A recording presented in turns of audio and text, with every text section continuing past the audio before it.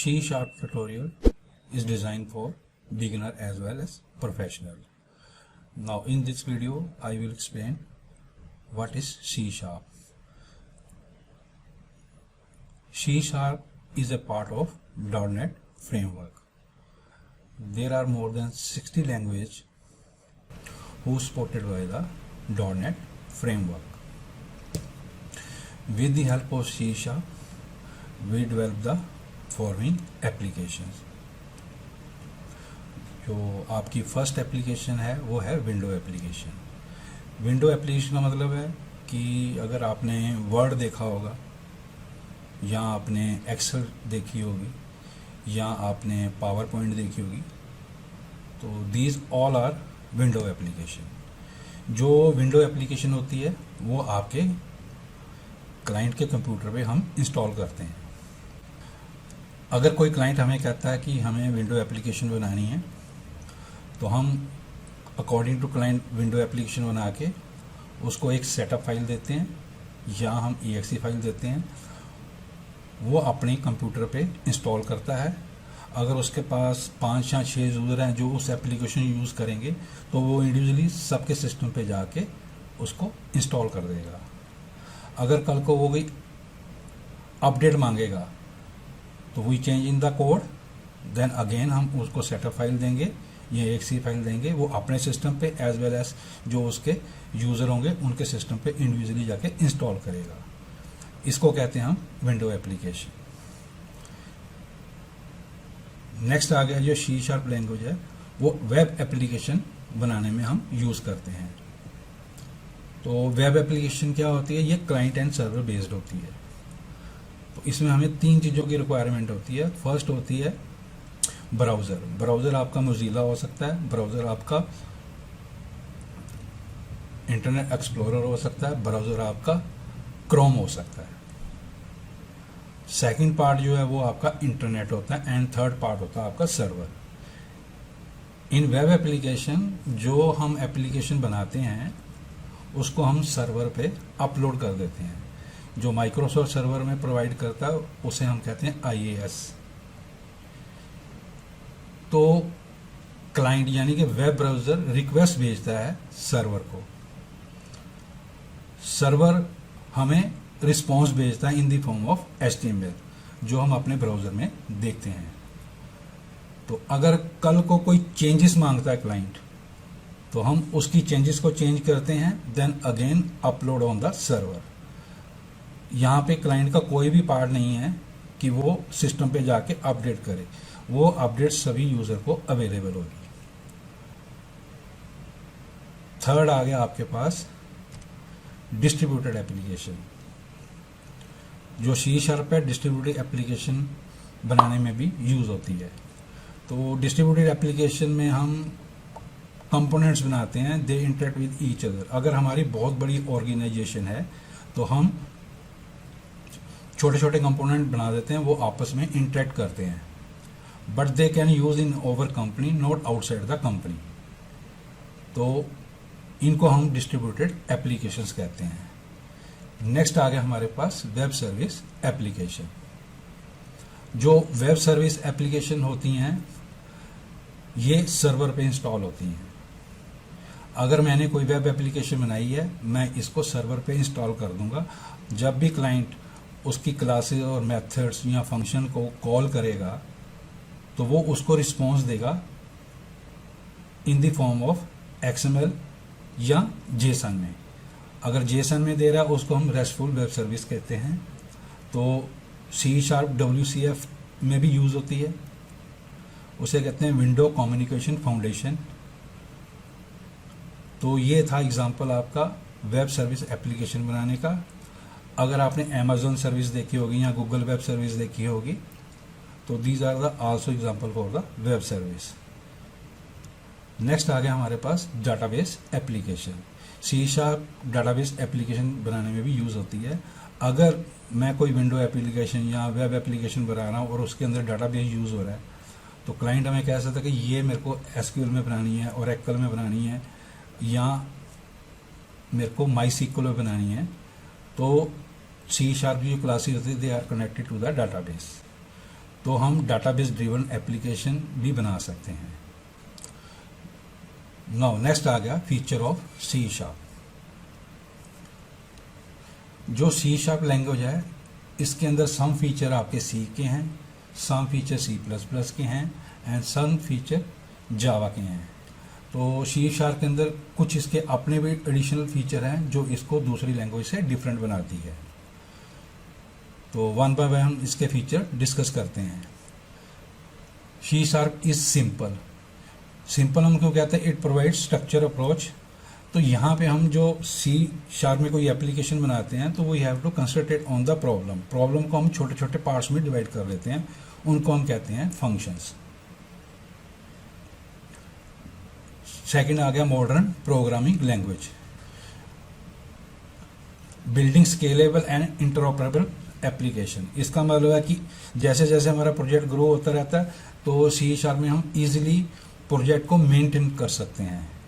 Interoperable का मतलब है कि सपोज करो मेरे पास कोई एग्जिस्टिंग कंपोनेंट्स बन रखे हैं सी प्लस प्लस में और मैं उसको सी शार्प में यूज करना चाहता हूं, तो there are lot of classes in C sharp जो दूसरे कंपोनेंट से कम्युनिकेट कर सकती हैं। नेक्स्ट आ गया object oriented. Object oriented programming जो लैंग्वेज है वो ऊज बेस्ड है। ऊज बेस्ड में हमारे पास क्या होता है? इनहेरिटेंस होता है, पॉलीमॉर्फिज्म होता है, एनकैप्सुलेशन होता है, एब्स्ट्रैक्शन होता है। तो जो ओप्स के सारे फीचर्स हैं वो हम इजीली सी शार्प में इम्प्लीमेंट कर सकते हैं। हम इसमें क्लासेस बना सकते हैं, क्लासेस का एक ऑब्जेक्ट भी हो सकता है और मोर देन वन ऑब्जेक्ट्स भी हो सकते हैं। तो जो क्लासेस ऑब्जेक्ट हैं वो also part of OOPs. Next आ गया आपके पास टाइप सेव। टाइप सेव का मतलब होता है कि सपोज करो कि मैंने किसी एम्प्लॉय की एज स्टोर करनी है या मैंने एक स्टूडेंट की एज स्टोर करनी है, तो उसका टाइप हमें बताना पड़ेगा, वो आपका होगा इंट। तो यहां पे मैं int age is equal to 25 ले लेता हूं। और अगर मैंने स्ट्रिंग वेरिएबल ले लिया तो उसकी भी मैंने कोई वैल्यू स्टोर करवा दी, जैसे मैंने डबल कोट्स में 25 करवा दी। अगर मैं उसकी वैल्यू को असाइन करूंगा एज के अंदर स्ट्रिंग की, तो वो मेरे को कंपाइल टाइम पे एरर दे देगा। तो कंपाइल से पहले वो उसकी टाइप चेक कर लेता है, जिस टाइप का वेरिएबल होगा हम उसमें उसी की वैल्यू ही स्टोर करवा सकते हैं। तो that is called the type save.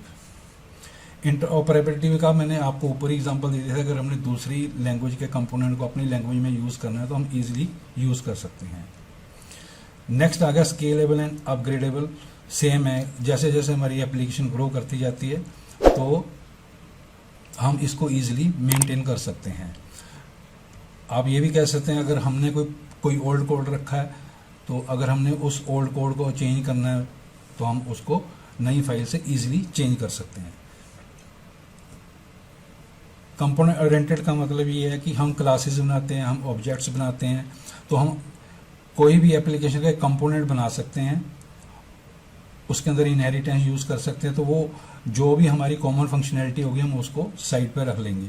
Suppose करो मैं एक डाटा एक्सेस लेयर बनाता हूँ जिसके अंदर फंक्शन है मेरे पास इंसर्ट डाटाबेस, डिलीट डाटाबेस, जो भी मेरे पास फंक्शंस होंगे, तो मैं उसका कंपोनेंट बना के किसी भी एप्लीकेशन में यूज कर लूंगा और जस्ट मेथड को कॉल करूंगा। तो this is a good example of data access layer. ये कंपोनेंट ओरिएंटेड लैंग्वेज भी है। जैसे हम डॉटनेट फ्रेमवर्क इंस्टॉल करते हैं तो सी शार्प ऑटोमेटिकली इंस्टॉल हो जाती है। तो there are lot of C sharp classes और उसके अंदर फंक्शंस होते हैं जिनको हम अपने प्रोग्राम में इजीली यूज कर सकते हैं, और जो हमारा कोडिंग पार्ट है that is very fast. Automatic memory management by cleaning unused object. तो सी शार्प में जो हमारे ऑब्जेक्ट्स यूज नहीं होते तो गार्बेज कलेक्टर उसको ऑटोमेटिकली मेमोरी से रिलीज कर देता है, हीप मेमोरी से रिलीज कर देता है, तो ताकि दूसरे ऑब्जेक्ट फ्री स्पेस जो मेमोरी होती है उसको यूज कर सके। तो इसमें डेवलपर की कोई इंटरेक्शन नहीं होती, गार्बेज कलेक्टर ऑटोमेटिकली ही कर देता है। C# structure oriented programming language, वो मैंने ऑलरेडी बता दिया कि हम प्रॉब्लम पे कंसंट्रेट करते हैं। प्रॉब्लम को हम डिफरेंट डिफरेंट पार्ट्स में डिवाइड कर देते हैं और उन पार्ट्स को हम कहते हैं फंक्शंस।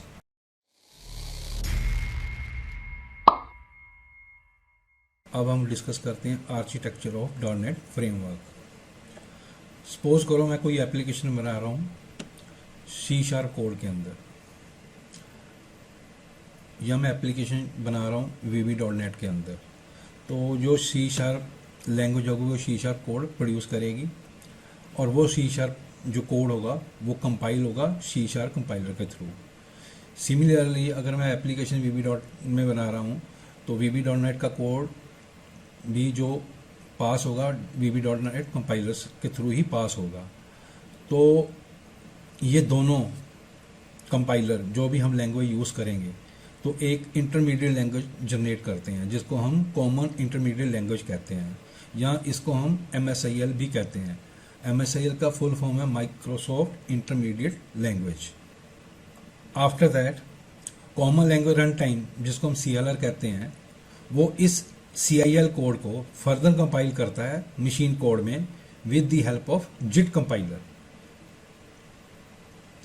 और आफ्टर दैट जो मशीन कोड है passes to the operating system. तो कहने का मतलब है कि कोड आपका दो बार कंपाइल होगा, एक बार आपका C# कंपाइलर के थ्रू होगा, एक बार आपका JIT कंपाइलर के थ्रू होगा। दैट इज द रीजन हम .NET को लैंग्वेज इंडिपेंडेंट कहते हैं। No a main component of CLR, एक होता इसके अंदर आपका कॉमन टाइप सिस्टम, सेकंड होता है कॉमन लैंग्वेज स्पेसिफिकेशन, थर्ड होता है गार्बेज कलेक्टर, फोर्थ होता है JIT कंपाइलर, और फिफ्थ होता है meta data and assemblies. Now one by one हम इसको डिस्कस करते हैं। जो कॉमन टाइप सिस्टम होता है it offer cross language communication. तो ये क्रॉस लैंग्वेज कम्युनिकेशन कैसे करता है? जो C# में हम वेरिएबल डिफाइन करते हैं उसको हम इंट के थ्रू डिफाइन करते हैं, और VB.NET के अंदर हम इसको करते हैं इंटीजर। जब आपका कोड C# कंपाइल से कंपाइल होकर जाता है या VB.NET से कंपाइल होकर कंपाइल जाता है, तो वो जो MSIL में इंट वेरिएबल को यूज करता है वो int 32 यूज करता है for both the int and integer.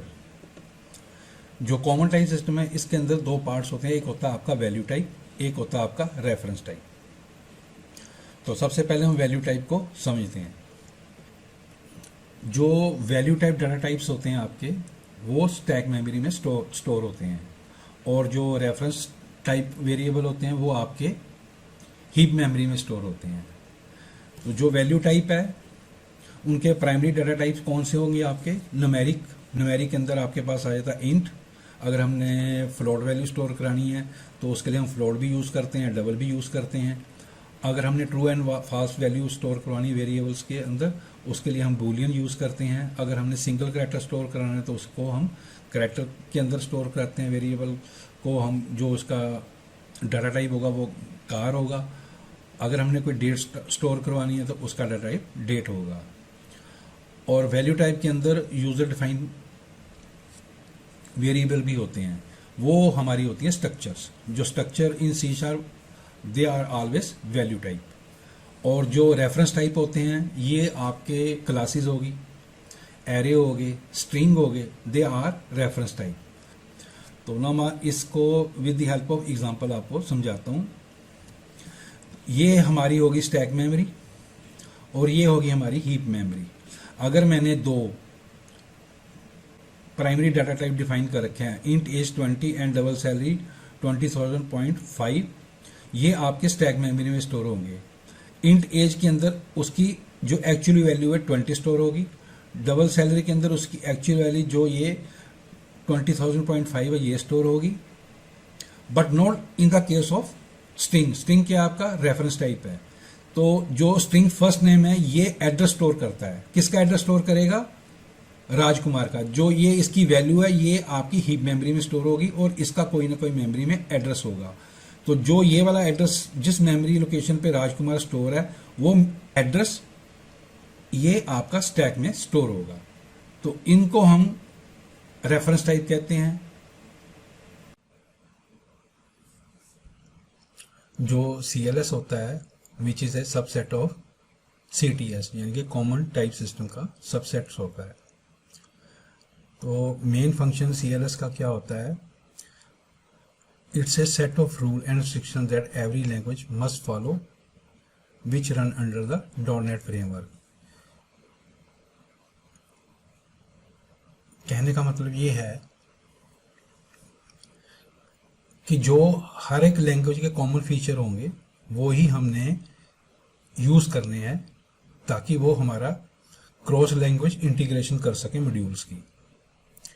For example, अगर मैं C# में दो फंक्शन बनाता हूँ, सम एंड कैपिटल SUM, ये दो फंक्शन बनाता हूँ, तो जो C# है वो आपकी केस सेंसिटिव है। तो ये आपके दो फंक्शन वहां पे तो वर्क करेंगे, but in visual basic .NET में these are the same because VB.NET is case insensitive. तो अगर मैं ये दो फंक्शन C# में बनाए हैं तो मैं VB.NET में नहीं यूज कर सकता अगर मैंने C# के मॉड्यूल को वहां पे कॉल किया तो। सेकंड एग्जांपल आ गया, C++ में हमारे पास मल्टीपल इनहेरिटेंस होता है, but not in the case of C# और VB.NET। अगर मैंने किसी C++ के मॉड्यूल में मल्टीपल इनहेरिटेंस इंप्लीमेंट कर रखा है तो मैं C# में उसके मॉड्यूल को कॉल नहीं कर सकता। जो CLS होता है फिर वो आपका क्रॉस लैंग्वेज इंटीग्रेशन में आपका हेल्पफुल होता है। तो ये था आपका CLS के बारे में। अब नेक्स्ट आ गया हमारे पास, तो जो गार्बेज कलेक्टर होता है which is a part of CLR। तो इसका काम क्या होता है गार्बेज कलेक्टर का?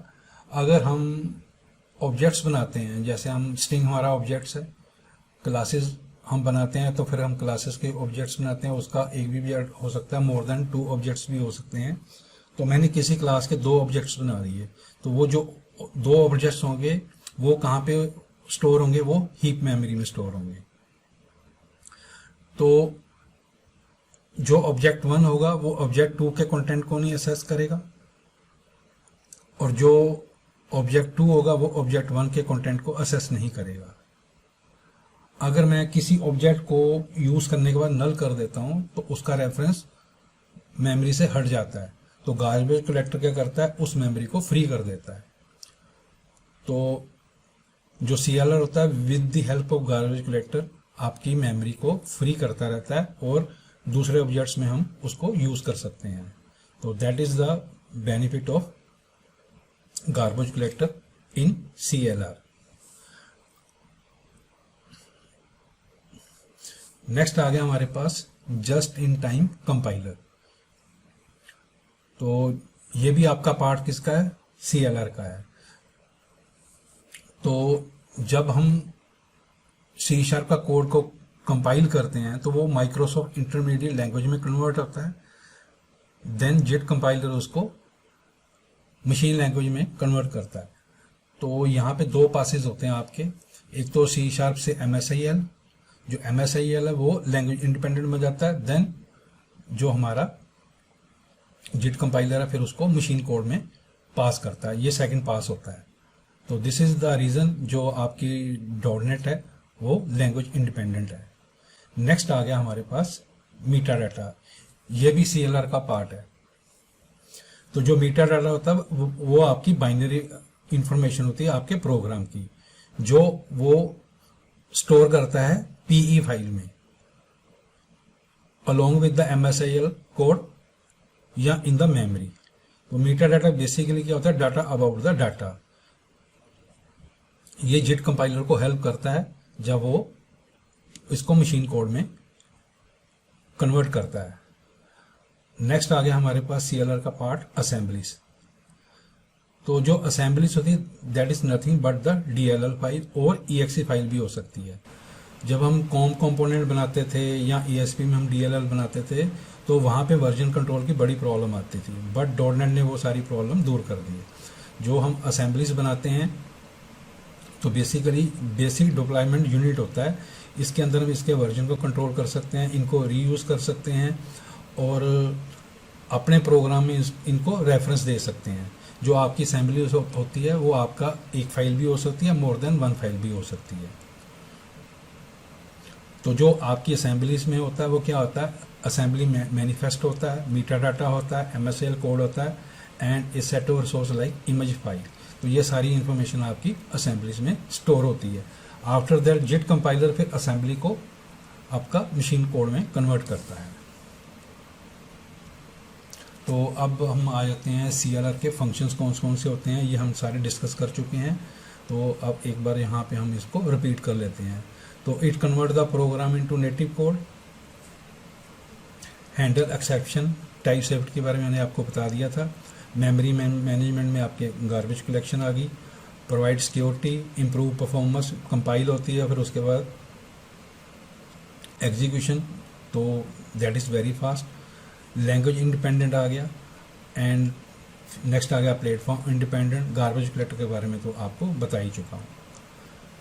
अब नेक्स्ट आ गया हमारे पास what is the manage code. जो आपका डॉटनेट फ्रेमवर्क होता है, जब भी आप लैंग्वेज को लिखते हैं और वो MSAL में कन्वर्ट होता है, उसी MSAL कोड को ही हम मैनेज कोड कहते हैं। जो अनमैनेज कोड होता है, अगर वो आपका MSAL में कन्वर्ट नहीं होता तो उस कोड को हम अनमैनेज कोड कहते हैं। ठीक है जी। तो एग्जांपल ऑफ अनमैनेज कोड की क्या है, अगर C++ में हमने कोई कंपोनेंट बना रखा है तो VB, ASP and COM are the example of unmanage code. Next आ गया ये डॉटनेट फ्रेमवर्क क्लास लाइब्रेरी। जो dot net framework class library is the collection of classes, name space, interface and value type that are use for dot net application. जैसे हम dot net install करते हैं तो हमारे पास बहुत सारी लाइब्रेरी हमारे सिस्टम पे इंस्टॉल हो जाती है, जिसको हम अपनी एप्लीकेशन में इजीली यूज कर सकते हैं। जैसे फॉर द एग्जांपल, अगर हमने सारे प्रिमिटिव डाटा टाइप्स को मैनेज करना है तो उसके लिए हमारे पास सिस्टम है। सिस्टम के अंदर आपके पास क्या क्या आ जाएंगे, सारे प्रिमिटिव डाटा टाइप्स आ जाएंगे, स्ट्रिंग आ जाएंगी, कन्वर्शन आ जाएगी एंड एरेज आ जाएंगे। तो ये सारे आपके मेथड्स जो होंगे इसके अंदर हमें अवेलेबल होंगे और हम अपने प्रोग्राम में इसको इजीली यूज़ कर सकते हैं और आपका जो प्रोजेक्ट प्रोसेस है दैट इज़ वेरी फास्ट। अगर हमने डाटाबेस से कनेक्ट करना है अपने प्रोजेक्ट्स को, या हमने कोई डाटाबेस से वैल्यू असेस करनी है और हमने शो करनी है, तो उसके लिए हमारे पास सिस्टम डॉट डाटा क्लास है, सिस्टम डॉट डाटा कॉमन है, SQL क्लाइंट है, ओरेकल क्लाइंट है। तो डिफरेंट डाटाबेस से कनेक्ट करने के लिए हमारे पास क्लासेस पड़ी होगी, तो वो हम यूज़ कर सकते हैं अगर अपनी एप्लीकेशन में अगर हमने उसकी डाटाबेस से कनेक्टिविटी करनी है। अगर हम कोई विंडो फॉर्म बना रहे हैं तो उसके लिए हमारे पास है system dot window dot form. तो ये जो नेम स्पेस होती हैं ये आपकी विंडो बेस एप्लीकेशन के लिए हम यूज़ करते हैं, और ये ड्रैग एंड ड्रॉप ऑपरेशंस होता है जिसके अंदर हम बटन में इवेंट बना सकते हैं, डबल क्लिक करेंगे तो इवेंट क्रिएट हो जाएगा, तो उसके अंदर हम कोड ईजिली लिख सकते हैं। तो उससे भी हमारा कोडिंग का प्रोसेस काफ़ी फास्ट हो जाता है। सिमिलरली अगर हमने वेब एप्लीकेशन बनानी है तो उसके लिए हमें जो है system dot web caching, system dot web dot UI user interface, ये सारी क्लासेस हमें अवेलेबल होंगी, ऑलरेडी पड़ी होंगी और हमने इसको अपने प्रोजेक्ट में इंक्लूड करनी है और हमारा प्रोसेस कोडिंग का काफ़ी फास्ट हो जाता है। नेक्स्ट आ गया हमारे पास, अगर हमने वेब सर्विस यूज़ करनी है तो उसके लिए हमारे पास पड़ी है system dot web dot service, system dot web dot service dot description. तो these are the files we can easily include in our program and use them। तो जो आपकी सिस्टम डॉट वेब सर्विस होती हैं वो आपकी XML वेब सर्विस होती हैं जो आपको XML रिटर्न करेंगी। अगर हमने WCF यूज़ किया, विंडो कम्युनिकेशन फाउंडेशन कहते हैं, उसमें हम JSON भी रिटर्न कर सकते हैं, XML भी रिटर्न करवा सकते हैं, उसको हम रेस्टफुल वेब सर्विस कहते हैं। नेक्स्ट आ गया डॉटनेट फ्रेमवर्क डायग्राम। तो इसके अंदर हमारे पास टॉप में जो लैंग्वेज पड़ी है VB.NET है, C# है, J# है, JScript.NET है, मैंने पहले ही बोला था मोर देन 60 लैंग्वेज जो है आपका .NET फ्रेमवर्क को टारगेट करती है। तो जो C# के साथ शिप होती हैं बेसिकली VB.NET मोस्टली यूज़ होती है, C# यूज़ होती है। उसके बाद आज था हमारे पास कॉमन लैंग्वेज स्पेसिफिकेशन। तो ये क्रॉस लैंग्वेज इंटीग्रेशन में यूज़ होती हैं कि जो कॉमन चीज़ें होती हैं लैंग्वेज में हम उसी को ही यूज़ करते हैं ताकि MSIL कंपेटिबल बन जाए। फिर नेक्स्ट आ गया कॉमन टाइप सिस्टम, वही आपके प्रिमिटिव डाटा टाइप्स हैं। इंट और इंटीजर को वो MSIL में इंट 32 में कन्वर्ट करता है। .NET फ्रेमवर्क क्लास लाइब्रेरी वो मैं पिछले टॉपिक में बता चुका हूँ। जो सिस्टम है वो बेसिकली आपकी जो सिस्टम नेम स्पेस है उसके अंदर आपकी सारी वो कलेक्शन आ जाएंगी, एरेज आ जाएंगे, इंटीजर आ जाएंगे। अगर हमने .NET एप्लीकेशन बनानी है उसके लिए ये क्लासेस यूज़ होती हैं। विंडो फॉर्म हो गया, कंसोल एप्लीकेशन हो गया, ADO.NET है वो आपकी रिमोटिंग के लिए, और सॉरी ADO.NET है जो आपकी बेसिकली डाटाबेस कनेक्टिविटी के लिए यूज़ होती हैं। एंड .NET रिपोर्टिंग अगर हमने दूसरे लैंग्वेज के कॉम ऑब्जेक्ट्स को यूज़ करना है तो हम .NET रिमोटिंग यूज़ करते हैं। और उसके नीचे हमारे पास आ गया कॉमन लैंग्वेज रन टाइम जिसके अंदर जिटिन कंपाइलर होता है, ये गार्बेज कलेक्टर होता है इसके अंदर, सिक्योरिटी मैंने एंड सो ऑन, ये मैं सारा एक्सप्लेन कर चुका हूँ जो इसके पार्ट्स हैं। और ये जो MSIL कोड होता है फिर ये ऑपरेटिंग सिस्टम में जाता है। तो this is the .NET framework diagram, how .NET framework work.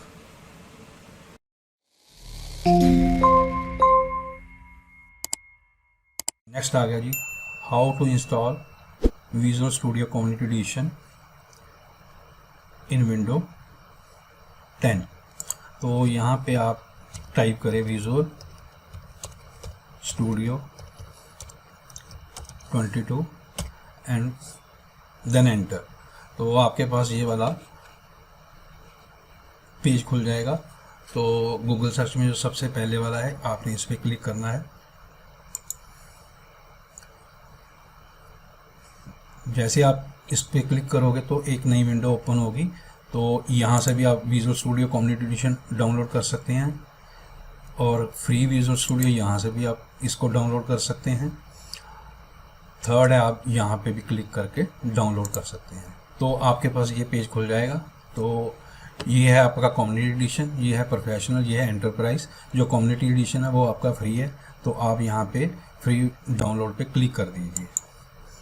जैसे आप इस पर क्लिक करोगे तो आपकी इंस्टॉलर फाइल डाउनलोड हो जाएगी। तो ये आपके पास विजुअल स्टूडियो setup.exe फाइल आपकी डाउनलोड होगी। अब आप इस पर क्लिक, तो विजुअल स्टूडियो इंस्टॉलर आप फिर इस पर कंटिन्यू पे क्लिक कर दें। तो ये आपका डाउनलोड एंड इंस्टॉल कर रहा है। तो मेरे पास जो ऑलरेडी इंस्टॉल्ड है तो मेरे को ये स्क्रीन दिखा रहा है मॉडिफाई लॉन्च, लेकिन आपके पास ये वाली स्क्रीन नहीं आएगी। आपके पास बाय डिफ़ॉल्ट ये वाली स्क्रीन खोलेगी। यहाँ पे मॉडिफाइंग लिखा है तो वहाँ पे आपके पास इंस्टॉलिंग लिखा होगा। और ये वाला आपने .NET डेस्कटॉप डेवलपमेंट को सिलेक्ट कर लेना है। इसके अंदर जो भी है हमारे पास कंसोल एप्लीकेशन, विंडो फॉर्म, ये सारी विंडो एप्लीकेशन इस पैकेज के थ्रू बनेंगी। अगर आपने वेबसाइट बनानी तो इसको सिलेक्ट कर लीजिए। तो मिनिमम आपको ये वाला सिलेक्ट तो करना ही है। और दूसरे पैकेज भी यहाँ पे शो किए हुए हैं। और यहाँ पे आपके पास आएगा चेंज का लिंक। अगर आपने लोकेशन चेंज करनी है तो आप किसी और लोकेशन पे भी स्टोर कर सकते हो, लेकिन मैंने ऑलरेडी कर रखा है इसलिए यहाँ पे चेंज का लिंक नहीं आ रहा। और यहाँ पे जो क्लोज है यहाँ पे आपके पास आएगा इंस्टॉल। तो ये वाले पैकेज वो इंस्टॉल कर रहा है और यहाँ पे कितनी स्पेस लगेगी वो भी शो करेगा। अगर सपोज करो मैं यहाँ पे F# ले लेता हूँ तो वो बोलेगा कि 2 MB ले रहा है, तो आपके पास 6 and 6.5 GB के अराउंड ये स्पेस लेगा। तो आपने यहाँ पे इंस्टॉल वाले बटन पे क्लिक कर देना है तो आपकी इंस्टॉलेशन शुरू हो जाएगी। ये कम से कम आपका 1 से 1.5 घंटा लेगा, वो आपके इंटरनेट पे डिपेंड करता है। ठीक है जी। जैसे ही आपकी वो इंस्टॉल हो जाएगी तो उसके बाद ये वाला पेज आपके पास ओपन हो जाएगा। तो जैसे ही आप इस लिंक पे क्लिक करोगे तो आपका विजुअल स्टूडियो लॉन्च हो जाएगा। Then a new window will be open, visual studio तो वो वहाँ पे आपका मांगेगा कि साइन इन। अगर आपके पास अकाउंट है ऑलरेडी तो आप साइन इन कर सकते हो, नहीं तो आप अकाउंट क्रिएट भी कर सकते हो। यहाँ पे not now may be later पे क्लिक कर दो, then another screen will be open. तो ये आपकी जो स्क्रीन है इस पे वो आपका एनवायरनमेंट सेट करेगा। जनरल ड्रॉप डाउन के अंदर आपके पास C# होगा, एनवायरनमेंट सेलेक्ट किया है और मेरे को ब्लैक थीम अच्छा लगता तो मैंने ये डार्क वाला सिलेक्ट किया है। तो आप अपनी चॉइस से कोई भी सिलेक्ट कर सकते हो। Then click start visual studio. जैसे आप इस पर क्लिक करोगे then a new window will be open and it will show we are preparing for first use. तो ये आपके 2 से 3 मिनट लेगा आपकी सेटिंग करने के लिए। आफ्टर दैट ये आपका विजुअल स्टूडियो 22 लॉन्च हो गया। अभी यहाँ पे हमारे पास कोई भी प्रोजेक्ट नहीं आ रहा क्योंकि फर्स्ट टाइम लॉन्च हुआ है, तो यहाँ पे कोई भी वो प्रोजेक्ट शो नहीं कर रहा। लेकिन लेटर ऑन जब आप कोई प्रोजेक्ट बनाओगे तो उनकी सारी की सारी लिस्ट यहाँ पे आएगी।